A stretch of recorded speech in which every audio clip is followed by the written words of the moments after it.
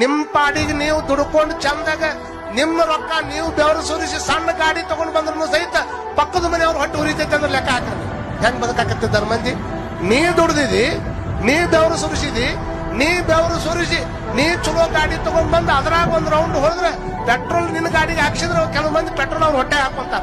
ಅಟ್ಟು ಉರಿ ಹತ್ತಾವ್. ಏನ ಕತೆ ಅನ್ಸೋದ್ಯ? ಅವ ಗಾಡಿ ತಂದ ತಲೆಯಾಗ ಬರೇ ಚಲೋ ಏನಂತ ಹೆಂಗಾರ ಮಾಡಿ ಇವ್ನು ಹವಾ ಬಿಡ್ಬೇಕು, ಹೆಂಗಾರ ಮಾಡಿ ಇವ್ನು ಬ್ರೇಕ್ ತಪ್ಪಿಸ್ಬೇಕು. ಇದು ಚಲೋ ಇದೆ. ಯಾಕೆ ಬರಕತ್ತೈತಿ ಹಿಂಗ?